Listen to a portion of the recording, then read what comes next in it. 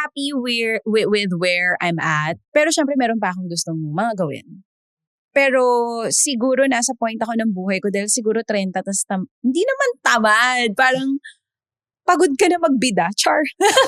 Pero totoo yan. Pag 30 ka, nakakapagod na magbida-bida. But it doesn't mean na bare minimum ang bibigay mo. Oo. Okay? Ang sa akin, bigyan niyo ako ng trabaho, gagawin ko maganda yan. Pero hindi ako yung kagaya before na kailangan everyday. Gigil. Totoo ko to. Dapat ako pinakamagaling sa lahat. Hindi na ako ganun. I've learned to accept na at 30, ito yung ibibigay sa akin. Gandahan mo yung trabaho mo. Kung meron pang dumating na iba, it's okay. Kung wala, okay din. Kasi ang layo na ng kinalalagyan mo sa pinanggalingan mo. And kanina I was telling you guys, diba, the power of manifesting, thinking about saan mo ba gusto mapunta 3 years or 5 years from now. At masasabi ko, kung nasan ako ngayon, dito ko talaga gusto mapunta. Talaga, teach Minanifest ko us. lang to. Paano ba Parang yan? Manifesting na yan. I remember before, nung nasa FM pa ako sa MOR, I really wanted to do news. And then meron ako isang boss na kinausap nun sa ABS-CBN. Parang nasa 8 years na ako noon ng pagdi-DJ sa MOR. And then kahit nakapikit, kaya ko siyang gawin. Sabi ko, kahit nakapikit ako dito, di ako magkakamali, magagawa ko talaga to eh. Dahil ang tagal ko na siyang ginagawa eh. So, what's next? Parang may ganun tayo sa career natin lagi. Punta ako dun sa boss ko, tapos sabi ko, ma'am, happy pa naman po ako dito with what I do. I still wanna do this, pero gusto ko po slowly shift into doing news. Na heartbroken ako noon kasi ang sinabi niya sa akin na parang, hindi niya sa akin sinabi directly na no, pero in a way parang sinasabi niya sa akin na mas bagay sa'yo kung ano yung ginagawa mo. Something like that. And na-appreciate ko naman kasi siguro in her mind that time, iniisip niya, boss sila, alam nila kung ano yung path na gusto nila ibigay sa mga talents nila. Right. Pero sa utak ko nun hindi eh. Kaya lang nasa akin. Siguro, gusto ko lang din sabihin sa lahat na pag may nagsabi sa'yo na wag muna, baka dapat pakinggan muna natin sila. Right. Hindi tayo muna dapat masaktan. Assess. Yeah. Hindi natin dapat isipin na nega yun. Na ayaw niya sa'yo. Or hindi ka talented sa utak niya. Baka meron siyang plano sa'yo na feeling niya di ka pa ready, dyan ka lang muna. Wag aggressive reaction. Oo, wag emotional. Correct. Emotional. Pero siguro dahil nung time na yun, bagets pa ako, iniisip ko, grabe naman siya. So feeling niya, di ko kayang gawin yung ginagawa nila ganito. Nag-self-pity agad. Yeah, very defensive. Pumasok ako sa kwarto, tapos nag-self-pity ako, gano'n, di ko ba kayang gawin? Ba kayang ginagawa nila? Pero kwento ko sa asawa ko. Sabi niya, dito lang daw muna ako. Ganyan. But thinking about it now, I have realized, siguro she was just preparing me dahil feeling niya, dahil nawindang ako pagpasok ko ng news na hindi siya biro. Grabe siya. Grabe siya. Oo, research-based. You have to read every day. Kailangan may alam ka. Hindi ka doon papasok ng parang entertainment days namin na pasok ka dyan, bibigyan ka ng topic, bahala na kayo. Ganun kasi. Yun ang edge pag galing ka ng radio. Bigyan mo ng topic yan, kahit anong topic yan, 2 hours, 3 hours, kaya nila yan. Walang script, kaya nila yan. Right. Pero sa news, hindi pwedeng ganun. True. Hindi ka pwedeng bumuka-buka lang kasi malalaman na nakikinig na bumubuka siya, wala siyang alam. Right. Siyempre, pwede ka namang ganun, pero ayaw mo naman ng ganun. Lalo pa kung ang partner mo si Ted Filon. Na, di ba, hello, that Ted Filon, ang dami niyang alam. So gusto mo i-level up yung game mo. Pinaka siguro natutunan ko from that experience na yun, naalala ko ngayon, just now, and this is the first time na shinare ko to na nangyari yun sa akin is, if you want to do something na parang feeling mo in 5 years gusto ko nandun ako, ngayon pa lang ready mo na yung sarili mo dun sa bagay na gusto mong puntahan. Aralin mo na siya kung paano siya ginagawa. Kasi you'll never know. If align talaga yung utak mo na yun yung gusto mong puntahan, ibibigay talaga sa'yo. Lalo kung you're hardworking, wala kang tinatapakang tao, and masipag ka. Yun talaga. Yun lang naman ginawa ko eh. But how do you cancel self-doubts? There would always be noises na baka hindi ko naman kasi talaga kaya. Oo, hanggang It's so hard to manifest when you yourself is questioning that goal. Just continue doing what you do. Just show up every day. That's what I did.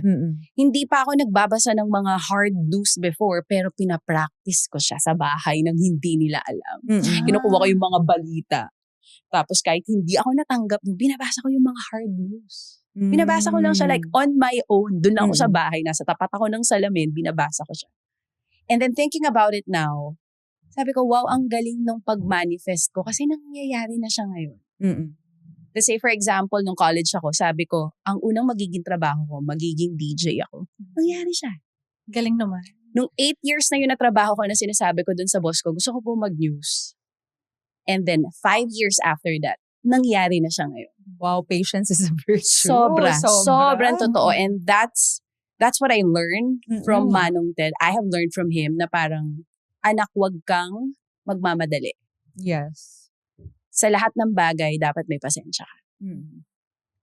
Totoo yun. Right time. Right timing. Tingin Sometimes mo ba not mas our timing. pasensyosa ka ngayon? Oo. Ngayong 30 ka. Kesa nung 20s. Sobra. Tapos yun nga, parang na-realize ko na ngayon, happy ako sa career ko, may gusto akong puntahan. In my mind, alam ko mangyayari siya. Ma-manifest ko na ngayon. 3 years from now, mangyayari yun. Nasa utak ko ngayon.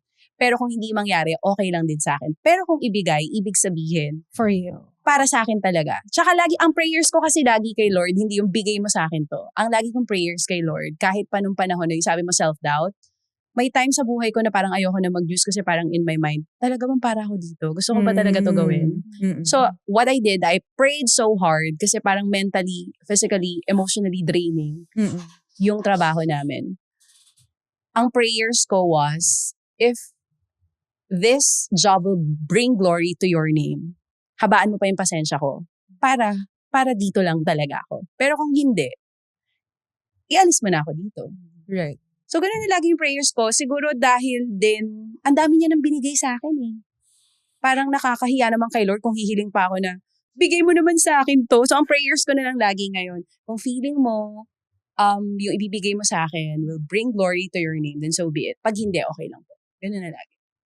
How hard it is to dream and to chase new dreams given na syempre you're a mom, you have responsibilities, all these jobs, podcast, like ang daming nangyayari, the new hobby with a husband.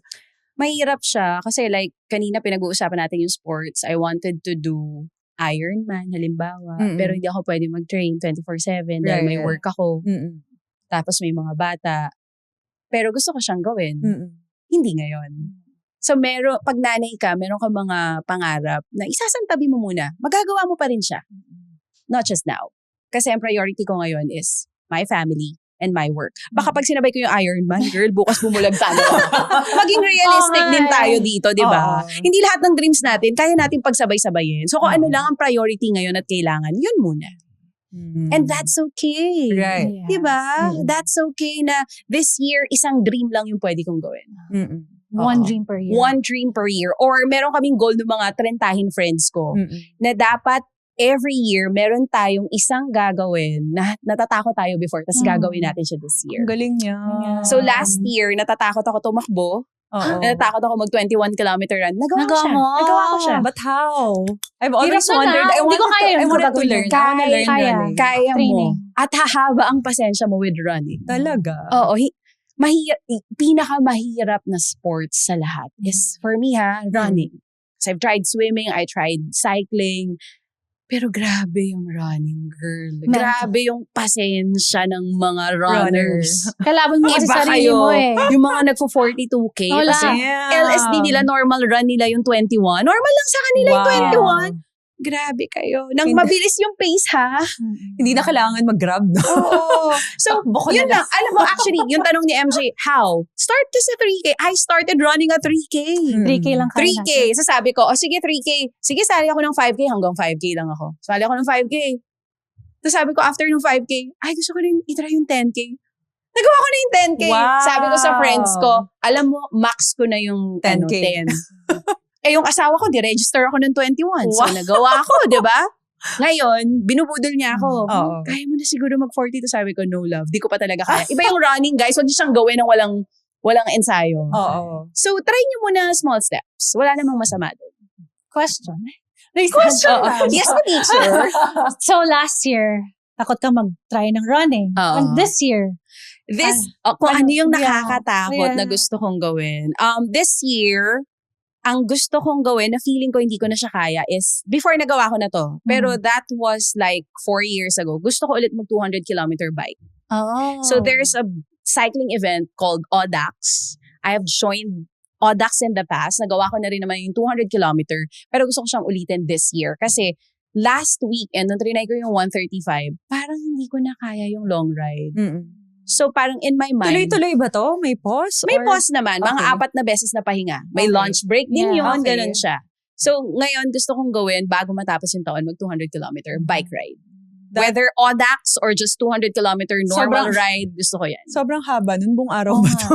Ano siya? Or 2 days? Kung mag-start ka ng 5 a.m., kaya siyang tapos ng mga 4 p.m. 3 or 4 p.m. 5 a.m. to mga 3 or yung iba, 11 a.m. tapos na sila.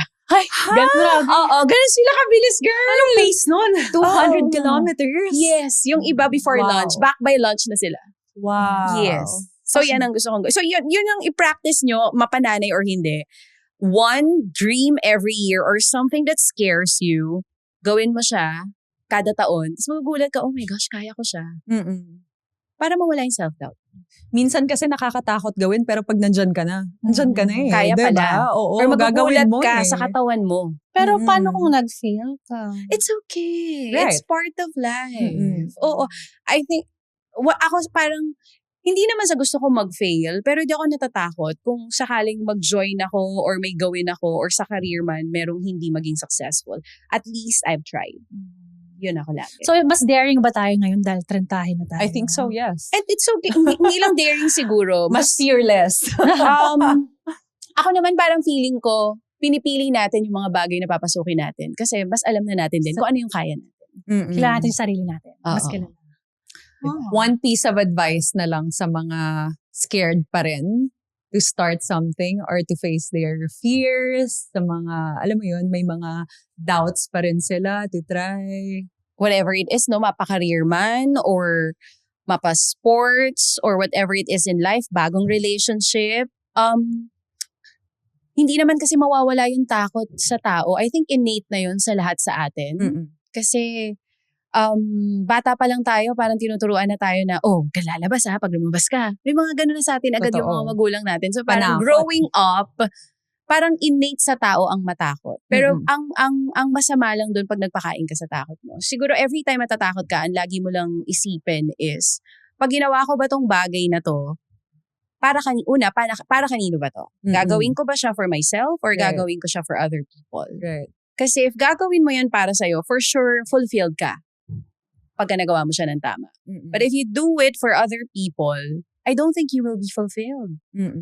So kung ano yung kinakatakutan mo, paparelasyon man yan, or career, or sports na gusto mong pasukin, or bagong trabaho, gusto mo na umalis, gusto mo ng bagong trabaho na lilipatan, you just ask yourself, why do I want change? Do I want it really for myself? Or gagawin ko to para sa ibang tao? Dapat ang ginagawa natin, at this age na 30 na tayo, dapat laging para sa sarili natin. Kahit nanay ka na, kapag ako ngayon, pag may gagawin ako, kahit nanay na ako, hindi dahil nanay ako, laging gagawin ko ba to para sa mga anak ko? Laging gusto ko ba to para sa akin? Laging dapat di natin nakakalimutan yung sarili natin. And so, hindi pagiging selfish yun. I was gonna say, hindi ka selfish. Hindi pagiging selfish yun. Dapat pag may ginawa tayo, gusto natin. Hindi kahit para kanino. Kasi pag gusto mo, hindi ka na matatakot. If this episode made you laugh, think, or suddenly text your friend, "Are we doing life right?" You're in the right place. Follow Trentitas so you never miss an episode. And share it with a fellow 30-something who's also balancing dreams, bills, and existential questions. Because let's be honest, nobody really knows what they're doing in their 30s. We're all just figuring it out. Stick around for more real talk, good vibes, and conversations that make adulthood a little less confusing. This is Trentitas, your hangout for surviving your 30s.